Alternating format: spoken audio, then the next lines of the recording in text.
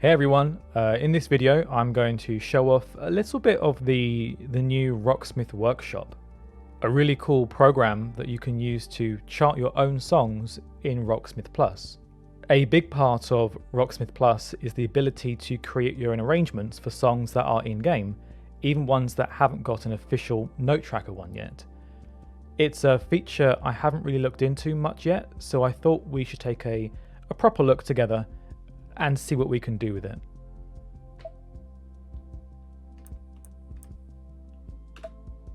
So here we are on the splash screen and we have the name Rocksmith Workshop. Good, so we're in the right place.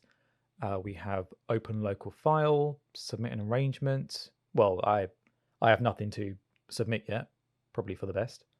This recent chart here is a quick test I did, but I suppose we should start from the very beginning, and that means going to the creator portal, which apparently gives us what we need to start using the workshop. So let's do that.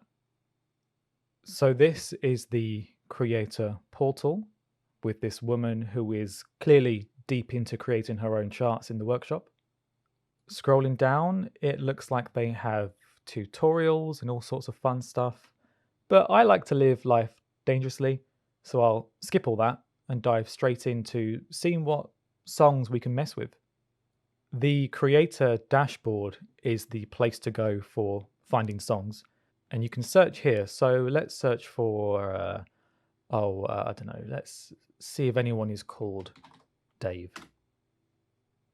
Ah, there we go, 4 songs by Dave Garn, who I believe is from Depeche Mode. Let's try another name. Let's do John. There we go. Lots of John already in the game. We've got Johnny Winter, Johnny Halliday, Johnny Cash. Oh, even the album Let's Do It for Johnny by Bowling for Soup got picked up. Let's click on a song here, and we have some more info. This is a make a request button. Interesting. I assume it will flag to other creators and hope someone will pick up the request to chart the song.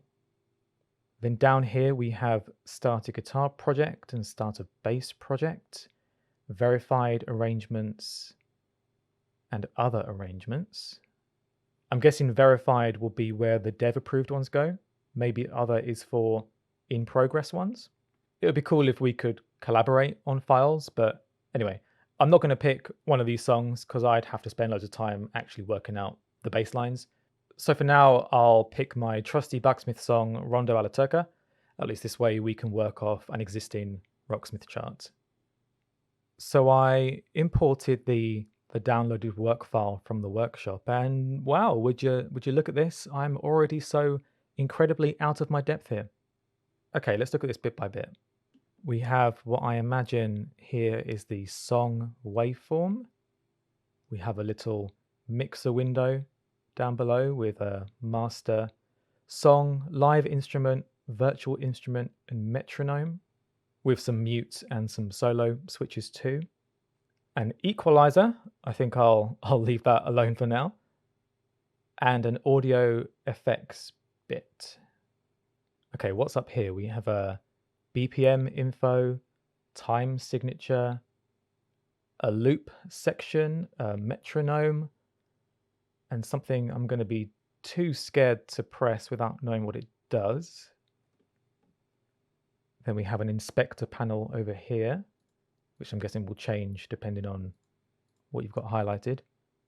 And settings, which looks like where we can change some of the song info pieces, like the tuning or if it needs a capo. Okay, well, this is all very scary, but also very interesting. Let's jump over to tab mode. And oh no, there's more stuff.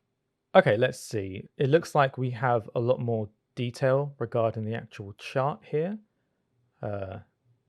Layers for tones, chords, hand shapes. Okay. Oh, and we have some new buttons over up here. What's this? Chord Properties. Okay, it's a chord template library. Maybe you can add preset chords and stuff like that. Cool. And this one is a tone library, I guess for adding tones to songs. Oh wow, 414 tones. I won't go through all of these. We'll save that for another time, maybe. I suppose the obvious goal for this video would be to figure out how to add some notes, right?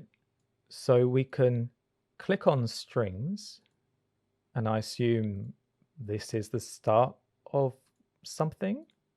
Okay, I just checked the tutorial guidance, and it turns out all we need to do is just type the number of the fret. This won't be at all accurate, but this song starts with a 5 on the E string. So let's click on the E and add a 5. There we go. It's worth noting that normally you would play the song to find out where it starts, but currently I have a minor bug, which means I have to keep going back to the game to hear the audio. But we can work through that for now, that's fine. Okay, so we have our 5 here, and then I think the song goes 7 on the A, 7D, 7A, 7D, 7A, and back to 5E. So I'm basically creating tab, aren't I? Okay, let's just do 7, 7, 7, 7, 7, and then back to 5. So it actually turns out reading the documentation is a clever thing to do. And with the press of a key, I can sustain a note. I'm going to say this note lasts for this long before turning into a double stop. So I do this by typing numbers on the same line, holding shift, and then add the finger numbers. So this would be the first finger, and this would be the third finger. Okay, we're looking good, I think. I'd say we're doing this song justice, some very accurate charting going on here. Let's see if we can demo in the game. Okay, so as expected, I had no idea what I was doing. And when I tried to export it to the game, I had to correct a lot of errors, like adding proper chords and sections and yada, yada, yada. But we have a working chart now, I hope. So let's just validate it. Yep, no errors. Now let's see if we can test it.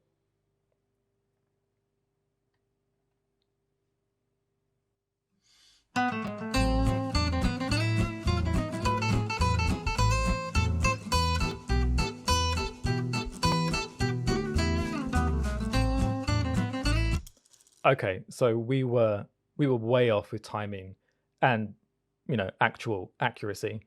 But that's really cool. I just made my very own horrible attempt at charting my own Rocksmith song.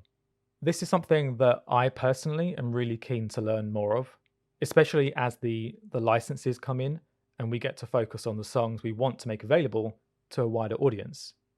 And who knows, maybe in the future we could do some live streams of workshop charting. But for now, I think I'm going to play around with it some more and see what more messes I can make.